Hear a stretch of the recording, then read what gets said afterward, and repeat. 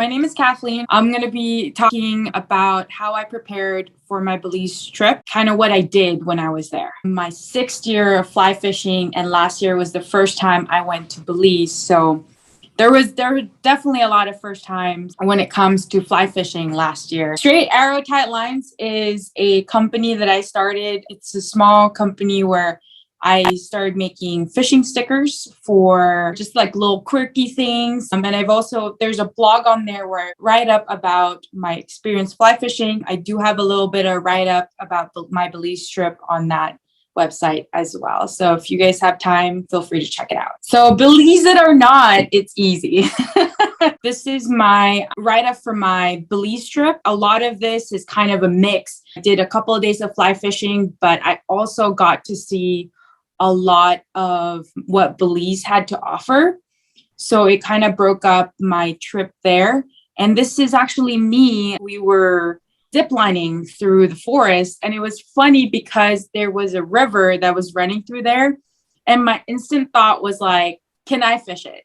So I had to ask my guide if I can, but he said they only have those aquarium of fish there, so the flies I brought were too big for that river. Like I said, I've only been fishing for 6 years, and this is my first saltwater trip outside of the United States. I didn't do a group thing. It was for 2 days on the boat. I was the only person fishing. The second day, though, my sister came with me, but she was more of like an island hopper, photographer type of thing. So, I mean, I asked her if she wanted to fish. She was more interested with the corals and all the stuff that's happening underwater.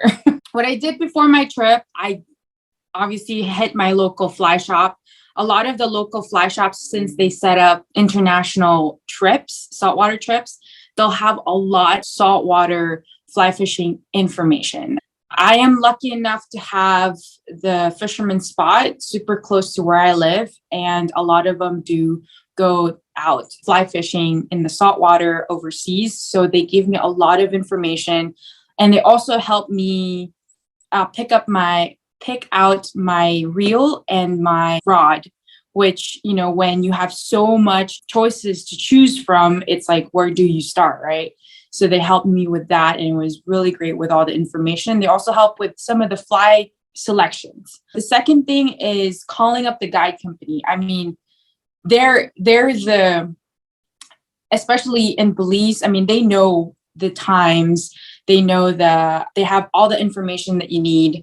And sometimes they'll even give you a printout of what rods, what reels to use, what size, what flies that they suggest and recommend. And a lot of it too, it can get a little intimidating, but talking to them kind of guide you where to go or where to start. And then they can also let you know what like the good times to go. For my trip in Belize, it was a family trip. So I was kind of in the mercy of what the dates that were picked up. I was lucky enough that the guide service, which I think I used Blue Horizon, and they set me up on the 2 dates that I was able to go and help me out with that. So the other thing too is when I went in May, they had a storm. So we weren't able to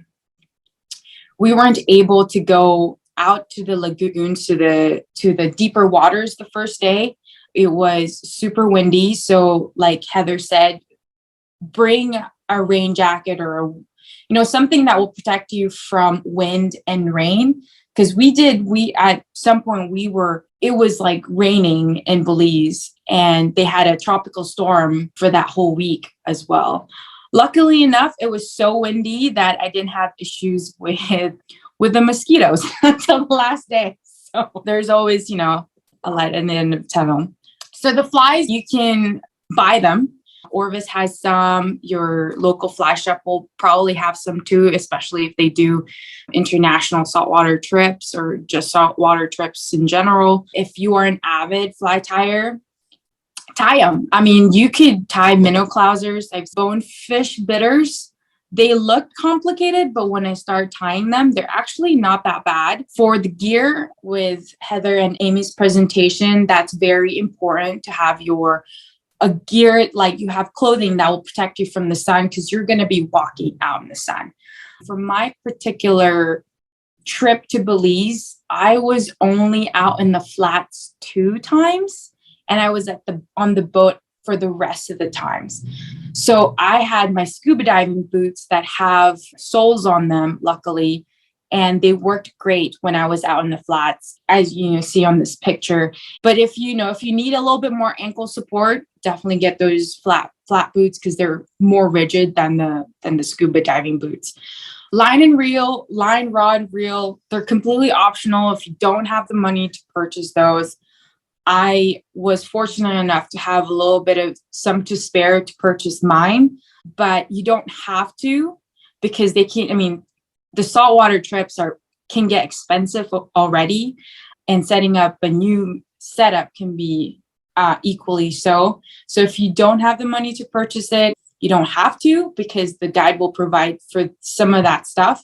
But if you're like me, I love to use my own stuff. I love to use my own reel because I'm used to the weight. I love to use my own rod because I'm used to casting it.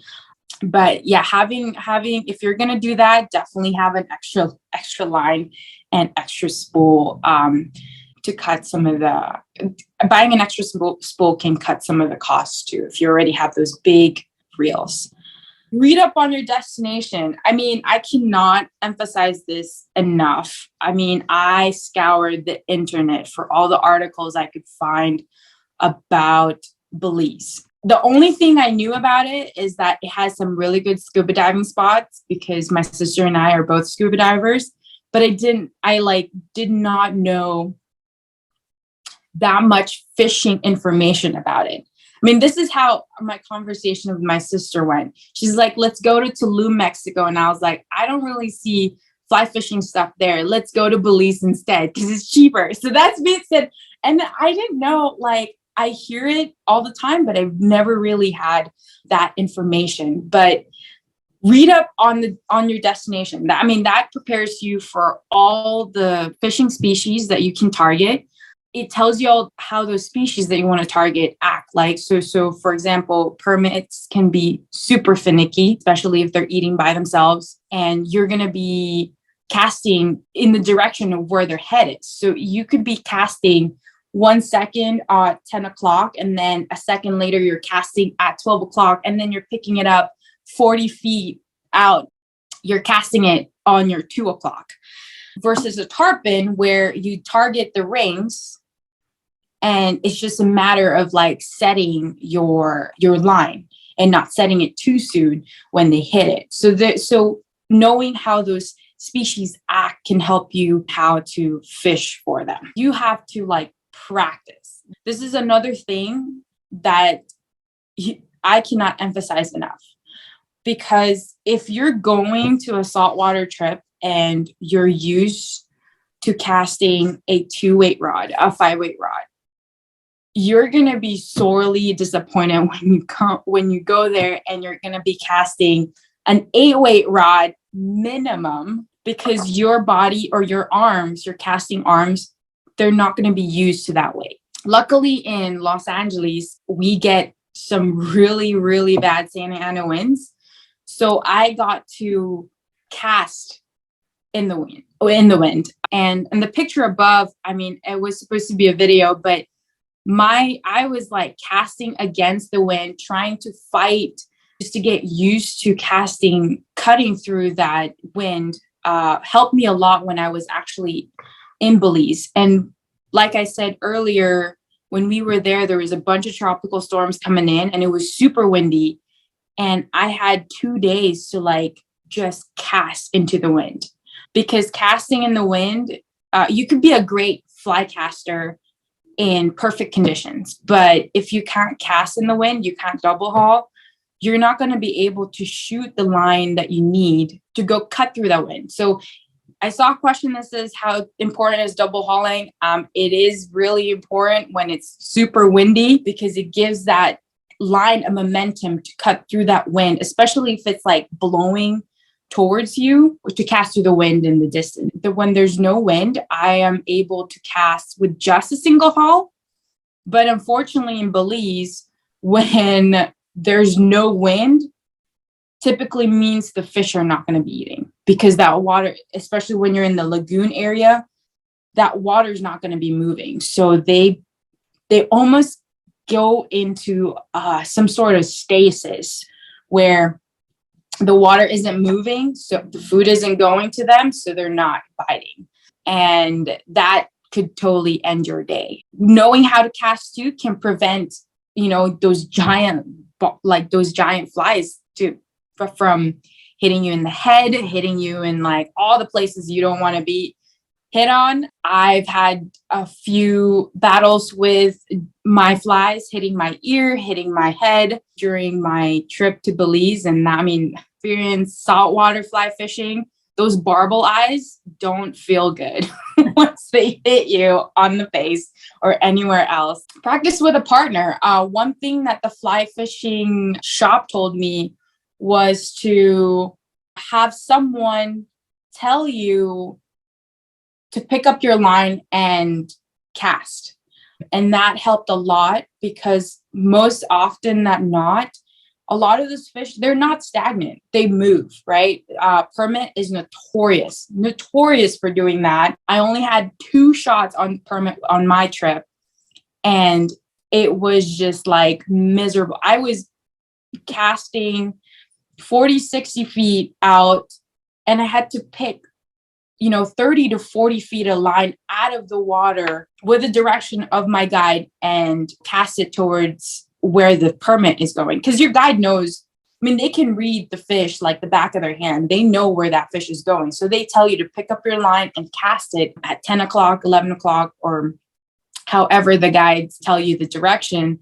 And having someone to help you with that, so they can randomize where you can cast, helps a lot too. With my first experience with saltwater fishing is that the distance does matter, because sometimes the boat can only go so far before spooking the fish. Being able to be comfortable casting for 50 plus feet is going to help you to be successful when you go to doing your first trip out in the saltwater flats. And I have had stories where guides tell me that people will come in, hire them. They'll come in with like these $1,000 rods and gear and don't know how to use them. I would suggest that before you go out there, just make sure to get used to your rods as well. And that's where the practice comes in. If you go and target bigger fish, a good friend told me that practice with a lighter weight rod, like an 8-weight rod, and working on your distance casting and your double haul can save you from the wear and tear with your casting arm.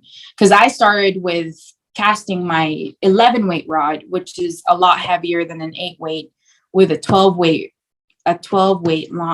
reel. You can get tired pretty easily casting that big of setup. So if you're going to practice a lot, I do suggest practicing with a lighter weight rod. 8-weight, if you have a 7-weight works out too. You getting used to those heavier set rods can get you ready, because you need that muscle to haul all that 60 to 100 feet of line out, as well as your longer, bigger rod and your bigger reel. Also, the other thing too is if you have access to a beach, like a saltwater beach, go there. It puts you on a mentality of doing blind casting and being in that similar kind of situation where sometimes, there's a little bit of waves and you kind of have to get your stuff, like your line management and all that stuff, and get you better prepared for when you go to some of these saltwater fly fishing destinations. Thank you, Kat. Thank you, Amy, for your time and sharing your experiences. I think that's so great for the community to just learn more. So thank you both so much.